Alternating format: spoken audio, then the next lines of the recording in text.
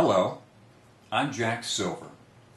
As you know by now, I'm a former board member of Rural Water District Number 4 and was chairman of the board until February 2012. In 1982, I purchased 80 acres of land in the Rural Water District 4 area, and I've lived on that property since 1983. I retired from Braden Manufacturing in 2002 after more than 25 years of service. At the time of my retirement, I was vice president of the company and responsible for its total operation anytime the president was traveling. I was fortunate enough to have become one of the owners of Braden Manufacturing, and I participated in making it a public company as part of Global Power Equipment Group.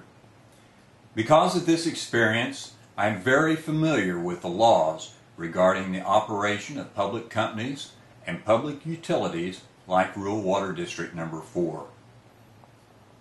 I was also fortunate enough to work with a group of people who taught me how to ethically operate a public company or public utility for the benefit of the membership rather than for myself.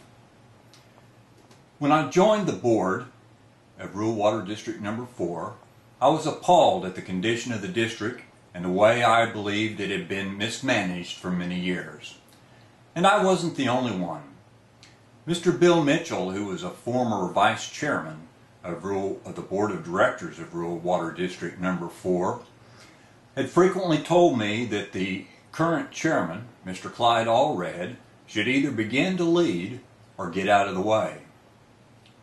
But like Mr. Mitchell, I tried to work within the system to correct the many problems that I saw. In 2011, I became chairman of the board of directors, and I'm proud to say that during my 1 year in that position, we accomplished more in the way of increased benefits for the members of the district than the previous 10 years combined. However, being a chairman carries with it very significant fiduciary responsibilities. I couldn't look the other way when I found out that we had water towers that had stale and contaminated water in them. I couldn't ignore it when other board members did things that were not in keeping with their fiduciary responsibilities. And when I learned we were not following the law in some instances, I brought that to the attention of the board and explained how that law impacted us and why we needed to follow it. But I couldn't accept it when some members still wanted to vote against following that law because they said they didn't agree with it. There are two areas on which I cannot compromise my principles. The first of those areas is matters regarding the law. The second of those areas is anything that affects the health and welfare of the people of the district. Because of my actions in this regard, Mr. Allred and a few of his friends began a campaign to have me voted off the board. They arranged to have 62 of their friends who trusted them, but who unfortunately were misinformed about the facts, show up and vote me off the board. Those 62 people amount to just 4% of the 1,500 members of the district, and I do not believe that what they did represent the desires of the district as a whole. After reflecting on the actions of these few board members at the annual meeting, I determined that I could not in good conscience allow the mismanagement of this district to continue. So after thinking about what needed to be done, I retained an attorney to verify that my position was correct. I provided my attorney with videos of meetings, minutes of board meetings, and other documents that I had had reason to copy during my time on the board. He confirmed to me that the actions I had witnessed were, in fact, of a criminal nature, and he told me that if the board had purchased the traco from Mr. Allred's neighbor as he had suggested, we would have been guilty of conspiracy to commit fraud on the district. He asked me what I wanted to do, and I told him. He said what I was proposing to do was legal, and it was not libelous to anyone, as it was merely telling the truth as I knew it. My goal is to remove from the board members who I believe to be involved in these improper acts, and also to remove those who by their actions show that they condone them. If I wasn't sure about an individual, then I did not seek to have them removed, as I did not believe this would be proper on my part. I believe that without 3 individuals on the board would be able to function properly, and I would know that I had done my best for the members of the district. I wrote a letter to the board of directors telling them that Clyde Allred, Terry Fink, and Charles Dryden should resign from the board of directors, and that if they didn't, I would share with the members of the district the results of their actions over the last several years. Today, I have made that letter available to you on the internet. Why did I select these individuals? Well, in the case of Mr. Allred, I am not comfortable with anyone who encourages me to conspire against the law or to conspire against the members of the district. After the incident with the track hoe, Mr. Allred returned to the next monthly board meeting and said that he wanted to rescind his resignation from the board. Mr. Fink immediately began to explain why we needed to allow Mr. Allred to do this, and I gave the reason that we shouldn't allow him to do it.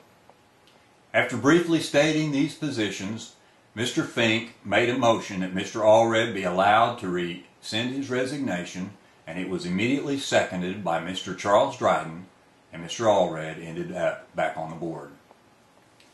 I find it to be a very strange coincidence that after the board member elections at the annual meeting, Mr. Allred immediately made a motion for Mr. Fink to become chairman of the board. In his first acts as chairman of the board, Mr. Fink told the office manager to put the district's overhead projector on eBay. You should know that the board purchased this projector so that we could share information with the members of the district. Then he told the office manager that he would not be preparing the monthly agenda for the board meeting, but that she should do it. The chairman's #1 responsibility is to prepare the agenda for the district. This is taught in Board Member Class 101. The chairman position is a leadership position, and it should be handled by a person with a vision for the district and with the knowledge to be a leader, and not delegated to someone else. Unfortunately, I do not believe that Mr. Fink has these capabilities. After receiving my letter, the board met with Mrs. Julia Nefsker, the attorney for the district, and although I wasn't in attendance, I have good reason to believe that she confirmed to them the accuracy of the position stated in my letter. But rather than accepting my proposal, the board made a counter-proposal and asked Mrs. Nefsker to review it with me. First, let me say that Mrs. Nefsker is a very good attorney, and I have tremendous respect for her. In fact, she and her family have a long history of helping rural water boards become organized and to operate properly. So I have no quarrel with her whatsoever. In fact, if given the opportunity, I would gladly use her as my personal attorney. When I met with her, she told me that the board had a counter-proposal for me to consider. She said Mr. Allred would reluctantly resign if I would go away. And then I was told that one board member said that if this didn't satisfy me, then bring it on. And so, here I am. To that board member, I would like to say this. I'm very saddened and disappointed in your position. I thought better of you and your judgment. I hope you will reread the information that I provided you on the fiduciary responsibilities and duties of a member of the board, and that you will then rethink your position. If after rereading this information you still have not changed your position, then I suggest that you may not be suitable to be a member of the board.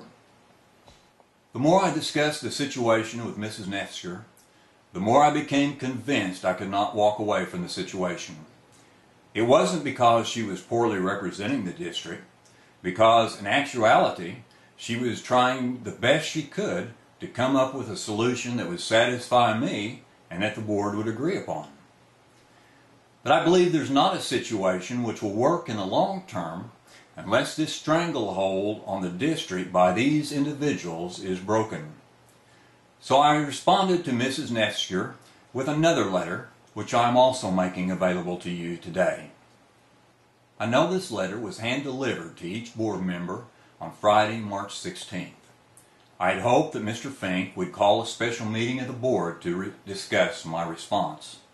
And I know that several members of the board actually wanted to have that meeting, but Mr. Fink refused to call it. This is exactly what my personal attorney had told me that Mr. Fink would do. He said that Mr. Fink and the others would hunker down and wait for me to go away. But I'm not going to do that. During the early part of the week of March 19, I sent communications to the board several times, letting them know I would proceed if nothing happened. When I learned on March 21st that indeed nothing was going to happen, I knew I had to proceed, and I have done so.